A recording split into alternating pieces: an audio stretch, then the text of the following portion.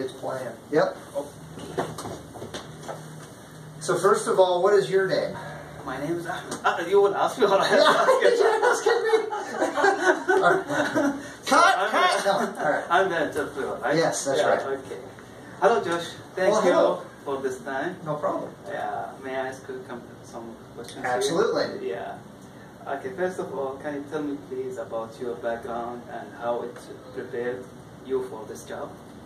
Yes. I think, first of all, I grew up in Togo, West Africa.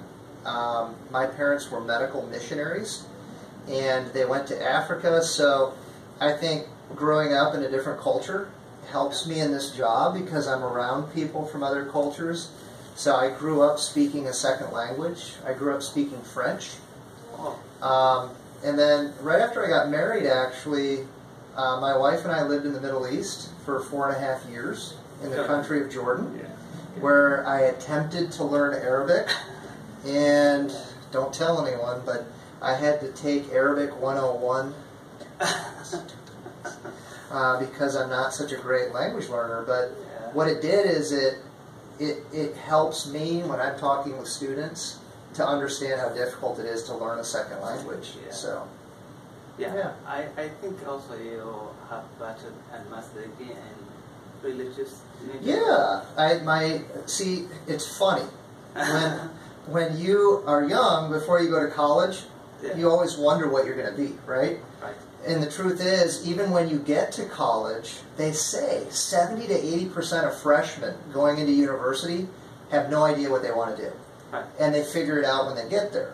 Well, here's what they don't tell you. Even after you figure it out, and then you graduate, you end up, I don't know, it's a huge majority of people end up doing something completely different than what they studied. So, yeah, it's true. My undergraduate degree is in theology or religion with a minor in history because I thought I was going to be a pastor. And then, matter of fact, I was so sure of it, I went and got a master's of divinity, which is what a pastor or a teacher, right, at a seminary would get to teach theology. I went and got a master's in religion. And then I did nothing with it. I ended up getting married. I ended up moving to the Middle East with an American company. I started an English school, and through that process, I learned I love to teach English. So I ended up getting certified as an English teacher while I was living in Jordan. And then when I moved back here, I heard about ELS, and I came down and. At the time, Jeremy was the the AD. You remember Jeremy?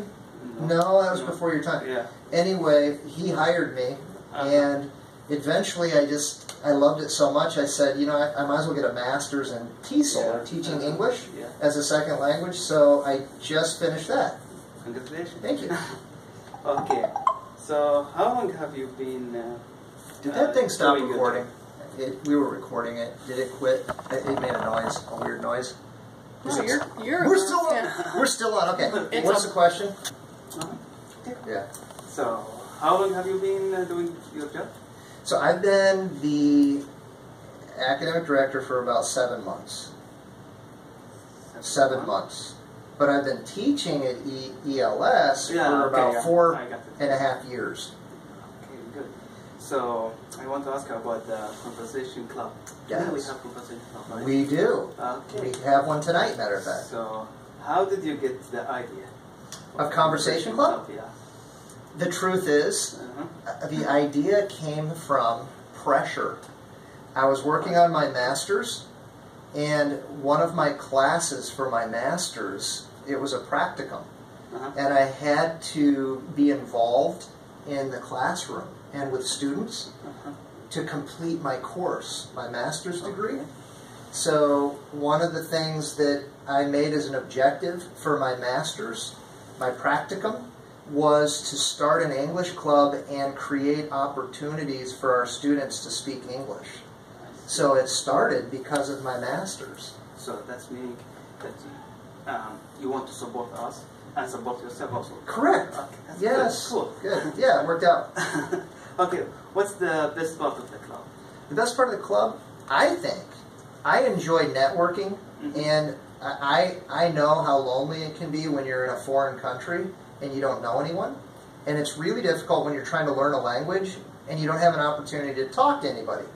So I think it's fun to be sitting here and be the bridge between the students and all of these Americans that I know because it's my country. So for me, it's fun to help the students who need people to talk to. And believe it or not, there's a lot of Americans that are really interested in knowing people from around the world, but they don't know how to meet. So to have a place where they can come and have fun and meet, it's fun for me. I like doing that. Yeah, but I think there's something, I think it's difficult to find topic to talk about. It can be. Matter of fact, we were talking about that for tonight, and we came up with this fun game. They're called conversation cubes. I'm going to throw it to you. Okay. Read what's on it, right there. The subject I like best is... What's the title? What subject do you like best? History. History. Really, that's interesting. Yeah. What particular part of history? Do you like religious history, cultural history, Islamic history? I think countries. Countries. Yeah, I like England. England. Yeah, I like it. See, now that's interesting. Yeah. And that we're having a fun conversation, right? Yep. Throw it back to me. The funniest thing ever was when... Okay, so the funniest thing that ever happened to me in Jordan, right? Did I ever tell you about the time I got lost in the country? No. So we had two people visiting from America, and one of the guys thought he was great at learning languages, and he was learning Arabic quickly. The other guy couldn't learn anything, and he always felt bad because the other guy was showing off. So we were driving to Aqaba to go on a little vacation with these guys. They're friends of ours from America, and my wife said, "Hey, let's play a trick on the guy who thinks he knows everything." So he said he had to go to the bathroom. Okay, and we're out in the middle of the desert. And I said, "No problem. When I get to the next village, all right, stick your head out the window and say this to the first person we meet, Atini Busa." And so he kept practicing, Atini Busa, Atini Busa. He kept saying, "How am I doing? How am I doing?" So we get to this village. We got to the next village. And I saw a guy walking down the road. So I slowed down, and he stuck his head out the window, and he went, "Atini Busa." And the funny thing is, the guy was a judge in the village. And in perfect English, he looked in the driver window, and he said, "Do you know I could have you put in prison for insulting me?"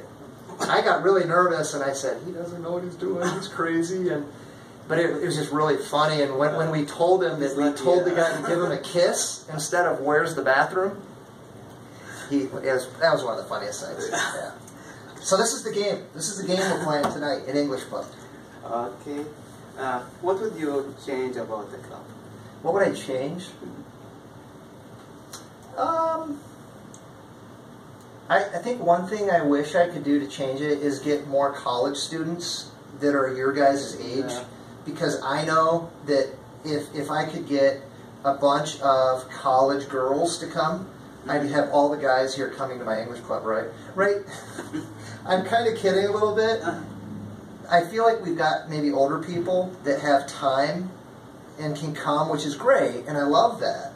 But if we could get more people your guys' age that are in your kind of, they're in university, you're trying to go to university, that I would like that, and I want to do that because you guys are experiencing the same things, and I think that you could get information from each other to help each other, and it would just be a lot more, I think it would be a lot more fun for you guys too, to meet other college kids. So that's what I wish I could change. Yeah, I think also it's a good chance for them to meet their teachers also. Absolutely.